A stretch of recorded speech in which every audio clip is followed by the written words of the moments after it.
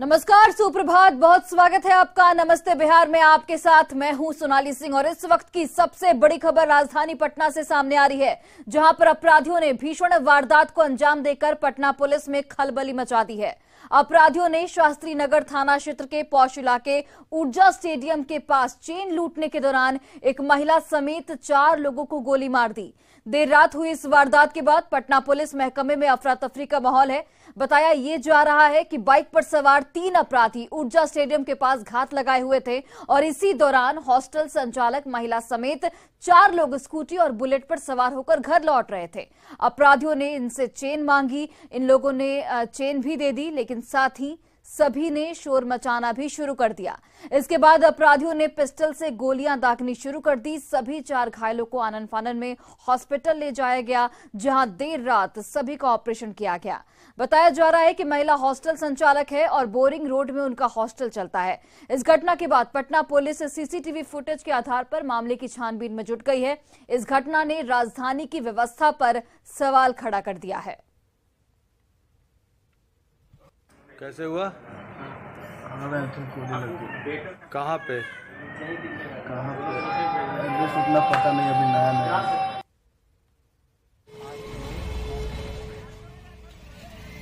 और देखिए, इस घटनाक्रम के सामने आने के बाद अब कई सवाल भी खड़े हो रहे हैं। सवाल उठता है कि आखिर पटना पुलिस कहां है। सवाल ये भी उठता है कि पुलिस की गश्ती का आखिर क्या हुआ। सवाल ये कि पटना में अपराधी आखिर बेखौफ क्यों हैं। सवाल ये कि क्या पुलिस का इकबाल खत्म हो चुका है। क्या अपराधियों को पुलिस का डर नहीं है। अपराध रोकने की जिम्मेदारी आखिर किसकी है। ये तमाम सवाल इस पूरे मामले को लेकर खड़े हो रहे हैं कि क्या पुलिस का इकबाल खत्म हो चुका है। क्या अपराधियों में पुलिस का कोई डर, कोई भय नहीं बचा है।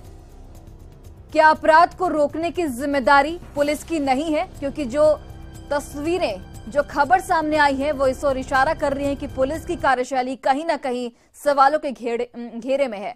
हमारे सहयोगी संजय इस वक्त जुड़े हुए हैं। संजय, पुलिस की कार्रवाई कहां तक पहुंची है, कितने की संख्या में अपराधी थे, और ये भी जानकारी दीजिए कि क्या किसी भी अपराधी की पहचान हो पाई है अभी तक। देखिए, सबसे बड़ी बात यह है कि राजधानी पटना में तमाम दावे करती है पुलिस कि महिलाएं देर रात तक चल सकती हैं, खुद से चल सकती हैं, लेकिन ये जो हॉस्टल संचालिका हैं अपने परिजनों के साथ लौट रही थी, उनके स्टाफ भी साथ में थे और 12:30 से 1 के बीच की ये घटना है रात में जी। और ये पहले से घात लगाए हुए थे। इसमें एक स्थानीय अपराधी भी बताया जा रहा है, सीसीटीवी फुटेज से उसकी पहचान की गई है। पटना पुलिस की सेल की टीम जो है वो देर रात ही पहुंच गई थी और सीसीटीवी फुटेज खंगाला जा रहा है। एक बड़ी घटना, एक साथ 4 लोगों को गोली मार देना, शायद राजधानी पटना में इस तरह की घटना पहले नहीं हुई हो। और जहां विधि व्यवस्था का दुरुस्त होने का दावा कहता है, डीजीपी साहब कहते भी हैं कि पटना उनकी नाक है और अपराधियों को पुलिस को दौड़ाना चाहिए, लेकिन यहाँ तो तस्वीर जो है वो उल्टी दिख रही है। 1 सप्ताह की अगर बात कर ले 10 दिनों में, तो शास्त्री नगर थाना क्षेत्र जहाँ ये घटना घटी है, 2 बड़ी घटनाएं हो गई। एक युवक की गोली मारकर हत्या कर दी गई थी पुलिस मुख्यालय के ठीक बगल में, और बीती रात 4 लोगों को गोली मार दी गई। बहरहाल सभी घायलों का इलाज चल रहा है अभी, और जो सीसीटीवी फुटेज है उससे एक स्थानीय अपराधी की पहचान देखना होगा।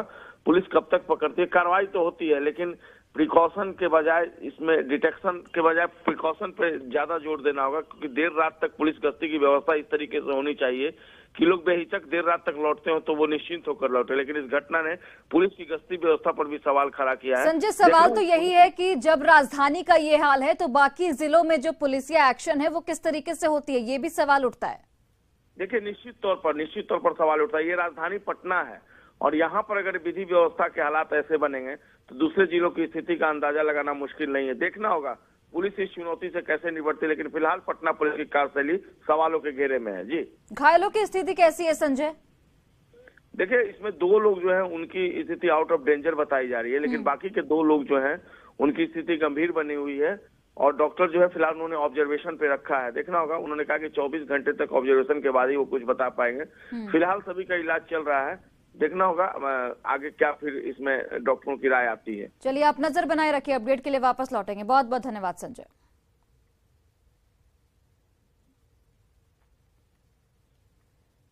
और इधर कटिहार में एक महिला पुलिसकर्मी की गोली मारकर हत्या कर दी गई। मुंगेर की रहने वाली प्रभा भारती घर से पुलिस लाइन लौट रही थी और इसी दौरान कोढ़ा थाना इलाके के NH 81 भटवाड़ा पंचायत भवन के पास महिला पुलिसकर्मी की गोली मारकर उसे फेंक दिया गया।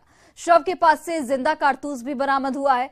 पुलिस मामले की छानबीन में इस वक्त जुटी हुई है। तो इस वक्त की बड़ी जानकारी आपको दे रहे हैं। एक महिला पुलिसकर्मी की हत्या की खबर सामने आई है। कटिहार से बड़ी खबर, बदमाशों ने गोली मारकर महिला पुलिसकर्मी को यहां पर फेंक दिया। फिलहाल जो जानकारी निकलकर सामने आ रही है, घटनास्थल से जिंदा कारतूस भी बरामद हुआ है। मामले की छानबीन में जुटी हुई है और इस पूरे मामले में SIT का भी गठन कर दिया गया है। आपको एक बड़ी जानकारी दे रहे हैं, भटवाड़ा पंचायत की ये घटना जहां पर इस पूरे मामले को लेकर SIT का गठन किया गया है। एक महिला पुलिसकर्मी की यहां पर हत्या की गई।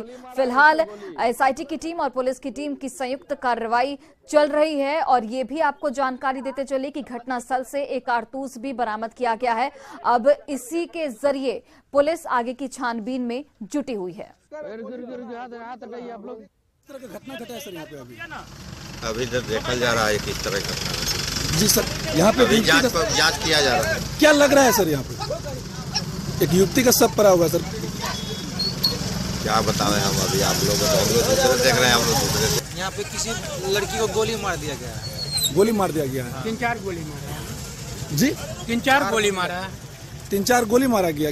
कहाँ की लड़की है वो? ये नहीं पता, मोबाइल से एड्रेस निकाल के देख सकते हैं। कहाँ पे यह घटना घटा है? ये भटवाड़ा जो है पुरसी से आगे, पुरसी चौक से आगे। और देखिए, खबर के सामने आने के बाद कई सवाल भी खड़े होते हैं। सवाल उठता है कि महिला पुलिसकर्मी को आखिर गोली किसने मारी। सवाल ये भी कि अपराधी इतने बेखौफ आखिर कैसे और क्यों हो गए हैं। सवाल ये भी कि अपराधियों को क्या पुलिस का खौफ नहीं है, पुलिस का डर नहीं है। और इस घटना के सामने आने के बाद पुलिस की कार्यशैली सवालों के घेरे में है।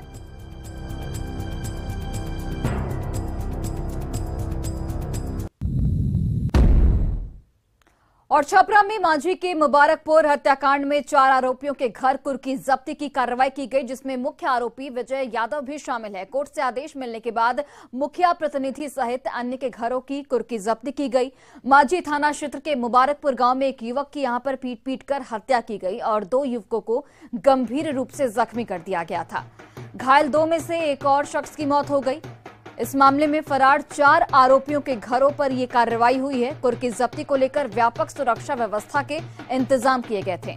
इस दौरान डुगडुगी भी बजाया गया। तस्वीरें आपको दिखा रहे हैं जहां पर फरार 4 आरोपियों के घर कुर्की की कार्रवाई की गई। 2 तस्वीरों के जरिए आप देखिए, उनके गेट पर जो कुर्की की जो इश्तेहार है वो चस्पा किया गया। इसके साथ ही डुगडुगी बजाकर इस पूरे कार्रवाई को अंजाम दिया गया। कोर्ट के आदेश के बाद कुर्की की कार्रवाई की गई है।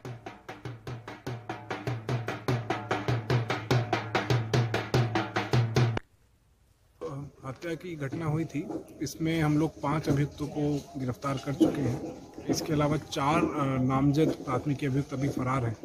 हमने माननीय न्यायालय से इनके विरुद्ध क्रिमिनल प्रोसीजर कोड की धारा 83 के तहत आदेश लिया है इनकी संपत्ति की कुर्की करने के लिए। उसी के तहत इनकी कुर्की जब्ती की कार्रवाई है। और छपरा में मांझी की मुबारकपुर कांड के बाद बंद इंटरनेट सेवा के अवधि विस्तार की खबर आई है। डीएम ने 2 दिन और इंटरनेट बंद रखने का प्रस्ताव राज्य सरकार को भेजा है, यानी कि 10 फरवरी तक सारण जिले के लोग इंटरनेट का इस्तेमाल नहीं कर सकेंगे। इसकी वजह से लोगों को काफी परेशानी हो रही है। इस पूरे मामले में अभी तक पुलिस ने 13 लोगों को गिरफ्तार किया है और घटना को लेकर 6 अलग अलग प्राथमिकी दर्ज कराई गई है। तो मुबारकपुर कांड में एक बड़ा अपडेट सामने आया है। बंद इंटरनेट सेवा की अवधि में विस्तार की जानकारी मिल रही है। जिला प्रशासन ने राज्य सरकार को ये प्रस्ताव भेजा है, यानी कि अब जो जानकारी मिल रही है कि 10 फरवरी तक सारण के लोग इंटरनेट का इस्तेमाल नहीं कर पाएंगे। और केंद्रीय मंत्री पशुपति कुमार पारस ने छपरा की घटना पर कहा कि इस मामले में कार्रवाई होनी चाहिए। घटना तो बिहार में रोज घटती है, क्या कहा जाएगा, जो भी कहा जाएगा वो कम है। घटना तो बिहार में रोज घटती है, क्या कहा जाएगा, जो भी कहा जाएगा वो कम है। और वहीं छपरा की घटना पर सांसद चिराग पासवान ने मुख्यमंत्री और सरकार पर हमला बोलते हुए कहा कि बिहार में कानून का इकबाल पूरी तरह से खत्म हो चुका है। दूसरे बाकी 2 का अभी इलाज चल रहा है और हालत नाजुक है। तो ये अपने में दर्शाता है कि पहली बात तो अपराधियों के मन में अब डर बचा नहीं है। लॉ एंड ऑर्डर का, कानून का किसी तरीके का ना डर बचा है ना सम्मान बचा है। जवाब मुख्यमंत्री जी को देना है कि क्या कोई समाधान है उनके पास। औरंगाबाद में नक्सली संगठन भाकपा माओवादी ने पर्चा साटकर गोह के पूर्व विधायक रणविजय सिंह को जान से मारने की धमकी दी है। इस मुद्दे पर पूर्व विधायक ने अपने अंदाज में प्रतिक्रिया दी है। उन्हें चैलेंज करते हुए कहा है कि न तो नक्सलियों का बल बढ़ा है और न ही उनकी ताकत क्षीण हुई है। उन्होंने एक बार फिर से 2-2 हाथ कर लेने की चुनौती नक्सलियों को दी है। ये लोग भटके हुए लोग हैं और ये लोग जो धमकी देते हैं पर्चा साट कर, तो ये अपना दुकान चलाने के लिए देते हैं। तो मैं इनके धमकी को सहर्ष स्वीकार करता हूं और इनके हर चुनौती का जवाब देने के लिए मैं 24 घंटा तैयार हूं। 42 साल मुझे लड़ते हो गया, फिर एक बार 2-2 हाथ हो जाए उसमें कहा न उनका बल बढ़ गया है न मेरी कोई ताकत छीन हुई है।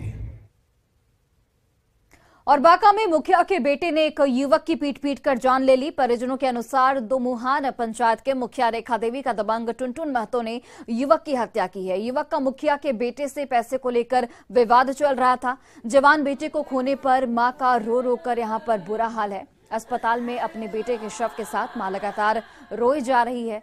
वहीं पुलिस परिवार के बयान के आधार पर पूरे मामले की छानबीन में जुट गई है। अरे बेटा मारी दल को अरे क्या हुआ था? अरे बेटा मार लको कौन? टुनमा हो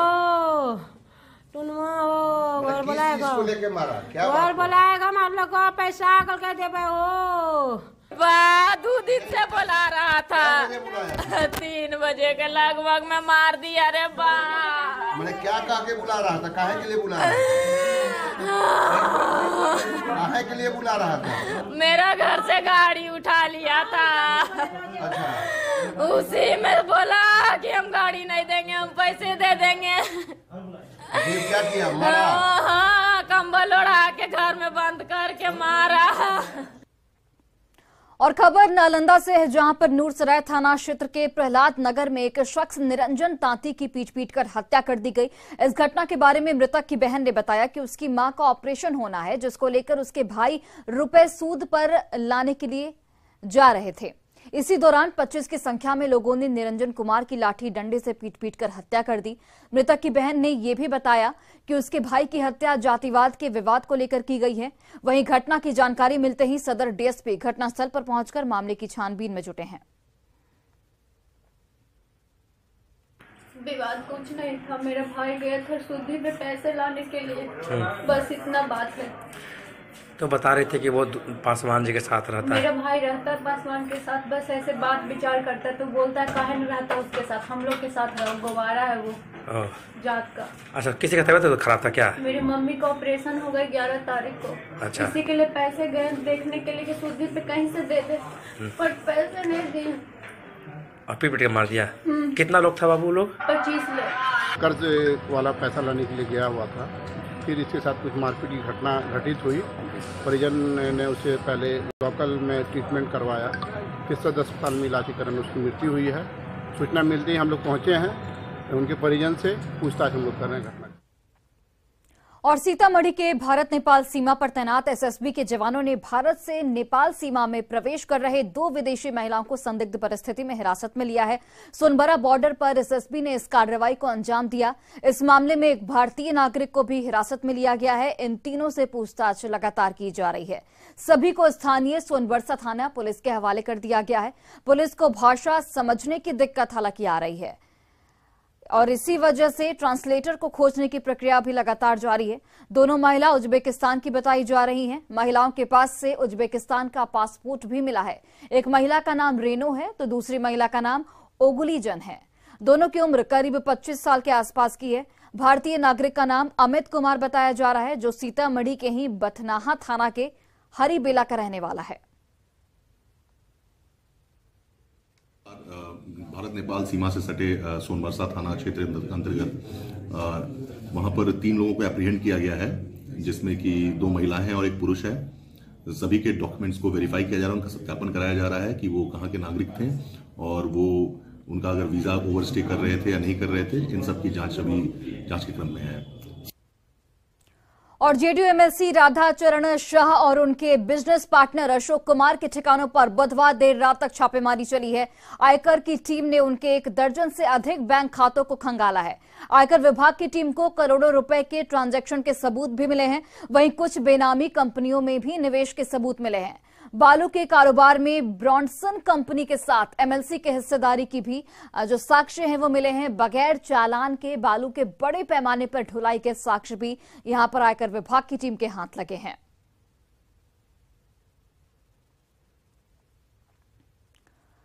तो आयकर विभाग की कार्रवाई के बीच में जेडीयू एमएलसी राधाचरण शाह पहली बार अपने समर्थकों के साथ बातचीत करते हुए देखे गए हैं।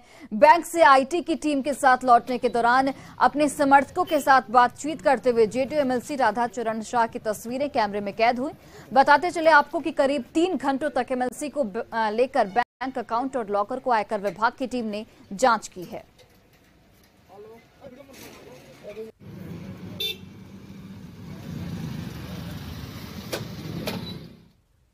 और इसी बीच बड़ी खबर आपको बक्सर से बताते चले, जहां पर शराब के नशे में मुखिया को गिरफ्तार किया गया है। चक्की प्रखंड के चंदा पंचायत के मुखिया अनिल गिरी को यहां पर गिरफ्तार किया गया। उत्पाद विभाग की टीम ने ये बड़ी कार्रवाई करते हुए शराब के नशे में चंदा पंचायत के मुखिया को गिरफ्तार किया गया है। मुखिया का नाम अनिल गिरी बताया जा रहा है। उत्पाद विभाग की ओर से ये बड़ी कार्रवाई की गई।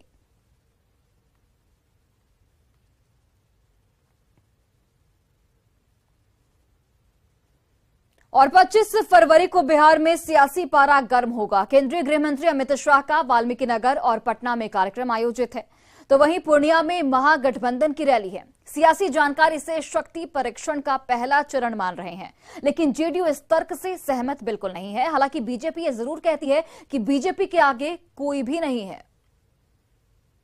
नहीं, हमारे कोई शक्ति परीक्षण नहीं है। हम तो जो कमिटमेंट किया है, हमने जो वादा किया बिहार के लोगों के साथ, हम तो उसके लिए जाते हैं। हम उनके तकलीफ को जानने के लिए जा रहे हैं और वहाँ और क्या करना चाहिए इसके लिए जा रहे हैं। कोई बिहार के जनता यानी बिहार के मतदाता में उनको मान्यता देना। लेकिन मैं इतना जरूर बता देता हूँ, जहाँ हमारी राम की सेना है उनको वो कौरव की सेना है।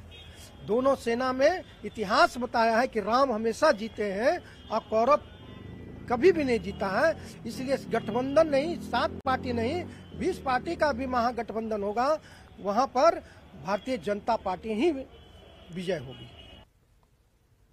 और बिहार का दरभंगा एयरपोर्ट मुनाफा देने वाला इकलौता एयरपोर्ट बना है। सिविल एविएशन डिपार्टमेंट के अनुसार 2021 से 22 के दौरान दरभंगा एयरपोर्ट ने 2 करोड़ 10 लाख रुपए का मुनाफा कमाया है, जबकि इस दौरान पटना गया एयरपोर्ट घाटे में रहा। सिविल एविएशन डिपार्टमेंट ने यह भी कहा कि गया एयरपोर्ट को 14 करोड़ से अधिक का नुकसान हुआ है, जबकि पटना एयरपोर्ट को 41 लाख का घाटा हुआ है। दरभंगा एयरपोर्ट से रोजाना 15 से अधिक यात्री सफर करते हैं और यहां प्रतिदिन दिल्ली के लिए 2, मुंबई और बेंगलुरु, कोलकाता और हैदराबाद के लिए 1-1 उड़ान सेवा उपलब्ध है। तो 16 फरवरी को समाधान यात्रा के तहत बेगूसराय के बछवाड़ा प्रखंड में मुख्यमंत्री नीतीश कुमार पहुंच रहे हैं। वहीं इसको लेकर तैयारियां भी जोर शोर से शुरू हो चुकी हैं। जिला प्रशासन की ओर से लगातार स्थिति का जायजा लिया जा रहा है। इसी कड़ी में बेगूसराय के डीएम रोशन कुशवाहा ने बछवाड़ा पहुंचकर तैयारियों का जायजा लिया।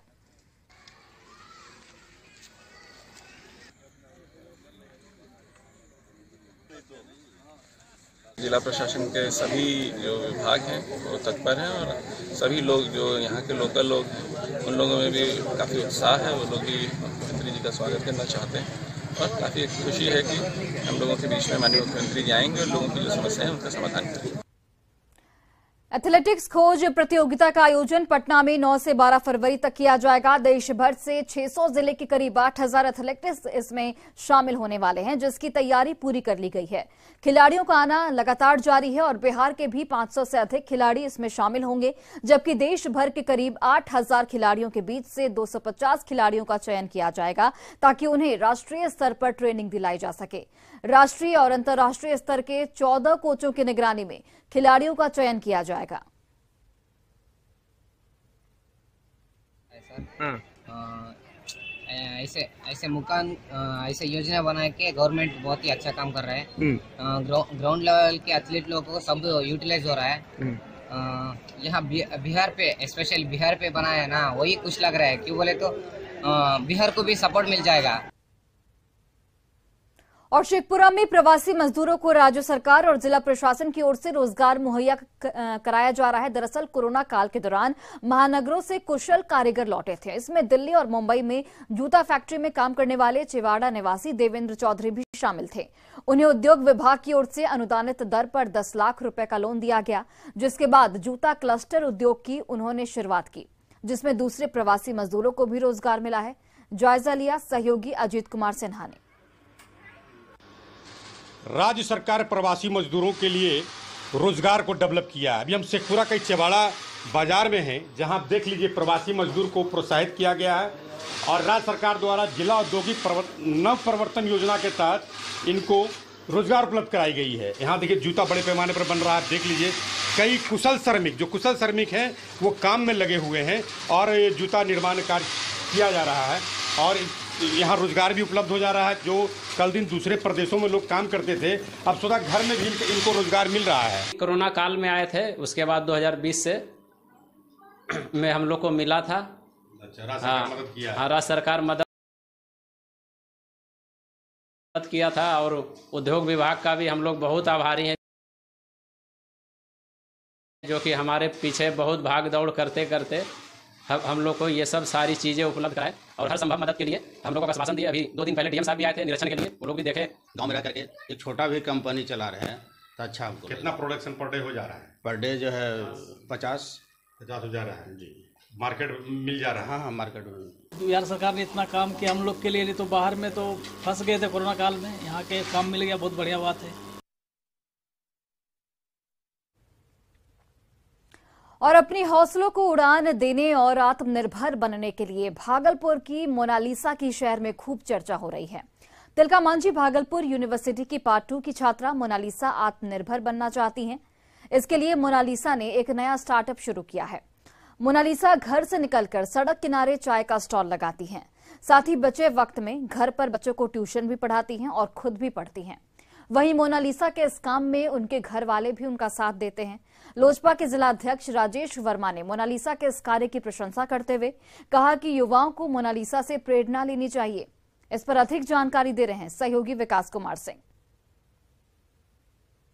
इन दिनों भागलपुर में एक चाय वाली की चर्चा चारों ओर हो रही है। भागलपुर की रहने वाली मोनालिसा ने अपना स्टार्टअप शुरू किया है और सड़क किनारे वो चाय का ठेला लगाती हैं, स्टॉल लगाती हैं और साथ ही मोनालिसा जो है भागलपुर के तिलका मांझी यूनिवर्सिटी में पढ़ाई करती हैं, पार्ट 2 की छात्रा हैं। मोनालिसा, कहाँ से ये मन में विचार आया कि इस तरह से स्टार्टअप शुरू किया जाए?